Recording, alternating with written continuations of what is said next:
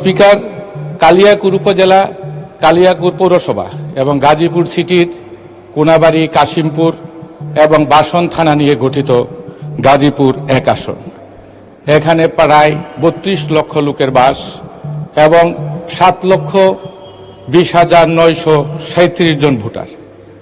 এই জনবহুল এই এলাকায় নানাবিধ সমস্যা জর্জরিত। আমি এই নির্বাচনী এলাকার বেশ গুরুত্বপূর্ণ কয়েকটি বিষয় মহামান্য আমাদের স্পিকারের মাধ্যমে সংসদে উপস্থাপন করছি। মাননীয় স্পিকার, বিগত ফ্যাসিস্ট সরকারের আমলে অপরিকল্পিত নামমাত্র উন্নয়ন, টেকসই রাস্তা নির্মাণের পরিবর্তে সরকারি টাকার অপচয় এবং পরিকল্পিত সুষ্ঠু বর্জ্য ব্যবস্থাপনায় লক্ষ্যে ডাম্পিং পয়েন্ট ও প্রয়োজনীয় সংখ্যক ড্রেনেজ ব্যবস্থা না থাকায় এবং শিল্প কারখানা সমূহ কর্তৃক ইটিপি যথাযথ ব্যবহার না করায় গাজীপুর 1 আসনের সর্বত্র দিন দিন অস্বাস্থ্যকর পরিবেশ বৃদ্ধি পাচ্ছে।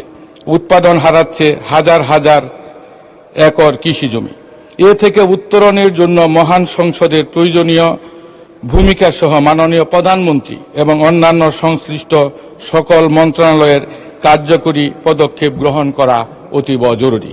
মাননীয় স্পিকার, কাশিমপুর এবং বাসনের সংযোগ সেতু ভাঙ্গা ব্রিজ, গাজীপুরের রাজবাড়িতে যাওয়ার রেল লাইনের উপর ফ্লাইওভার এবং যানজট নিরসনে টঙ্গী হতে গাজীপুর পর্যন্ত বিআরটি এর প্রকল্পের অপরিকল্পিত ডিভাইডারটি অপসারণ পূর্বক পরিকল্পিত পদক্ষেপ এবং চন্দ্রাতে সাভার রুট সংলগ্ন বাইপাস অথবা সংযোগ ফ্লাইওভার, কালিয়াকুর উপজেলা সংযোগ সড়কের হাইটেক সংলগ্ন রেল লাইনের উপর ফ্লাইওভার ও কালিয়াকুর বাইপাস ধামরাই ফুলবাড়িয়া রুটে ফ্লাইওভার সংলগ্ন বাইপাস, কালিয়াকুর বাজার সংলগ্ন তুরা ঘাটাখালী নদীর মোহনায় প্রস্তাবিত ব্রিজ নির্মাণ এবং কালিয়াকুর রেল লাইনের পূর্ণাঙ্গ সেবা পাওয়া গাজীপুর তথা গাজীপুর একবাসীর প্রাণের দাবি।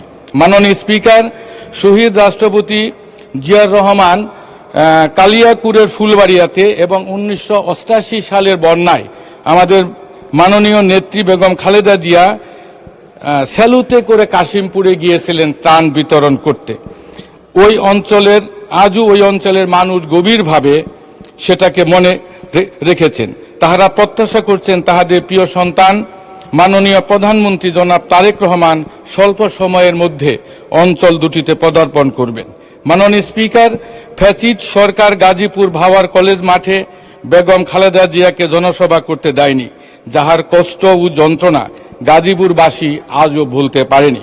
নির্বাচনকালীন সময়ে কথা দিয়েছিলাম 45 বছর পর গাজীপুর 1 আসন থেকে যদি ধানের শীষ বিজয়ী হয় এবং দেশনায়ক জনাব তারেক রহমান যদি বাংলাদেশের প্রধানমন্ত্রী নির্বাচিত হন, ভাওয়াল কলেজ মাঠে জনসভায় তিনি যোগদান করবেন ইনশাল্লাহ। ভাওয়াল কলেজ মাঠ, কাশিমপুর এবং কালিয়াকুরের ফুলবাড়িয়া মাননীয় প্রধানমন্ত্রীর সদয় আগমনের অপেক্ষা করছে।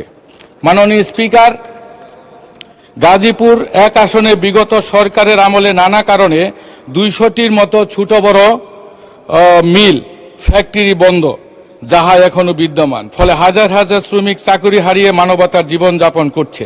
নির্বাচনকালীন সময়ে কথা দিয়েছিলাম 45 বছর পর এই আসন থেকে যদি ধানের শীষ বিজয়ী হয় এবং জনাব তারেক রহমান সাহেব যদি প্রধানমন্ত্রী হন, তাহলে সরকারি উদ্যোগে বন্ধ মিল কারখানা খুলে দিয়ে চাকরি হারানো শ্রমিকদের পুনর্বাসনের ব্যবস্থা করা হবে।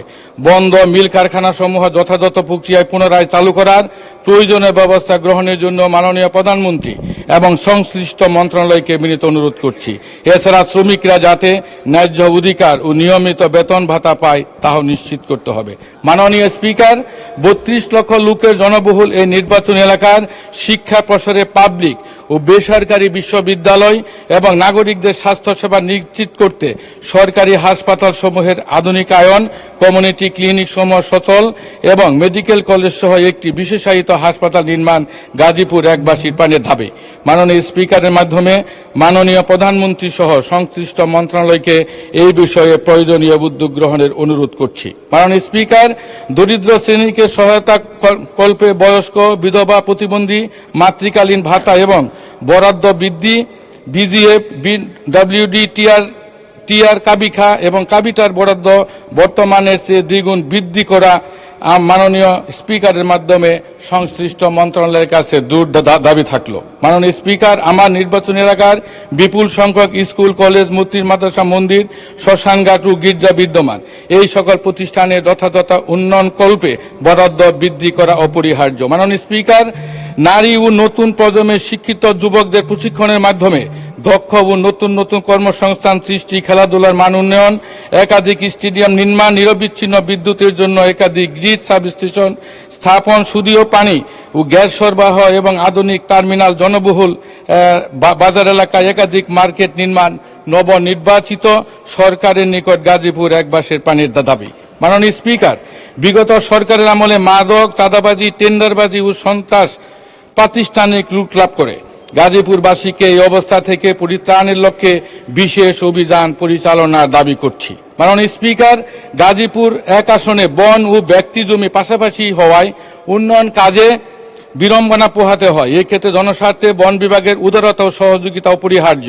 এছাড়া ফ্যাসিস্ট আমলে রাজনৈতিক মামলা নাই, অসহায় গরিব মানুষের নামে বন বিভাগ কর্তৃক অসংখ্য মামলা দায়ের যন্ত্রণার কারণ। মাননীয় প্রধানমন্ত্রী এবং বনমন্ত্রীর হস্তক্ষেপে হয়রানিমূলক মামলাসমূহ প্রত্যাহার করা জরুরি। মাননীয় স্পিকার, শহীদ রাষ্ট্রপতি জিয়াউর রহমান সাহেবের গ্রাম সরকার স্বনির্ভর আন্দোলন, খাল খনন, বেগম খালেদা জিয়ার অবৈতনিক ও খাদ্যের বিনিময়ে শিক্ষা কর্মসূচি সহ গণমুখী অন্যান্য সকল কর্মসূচি পুনরায় চালুর গাজীপুর একের সর্বস্তরের জনসাধারণের পক্ষে দাবি করছি।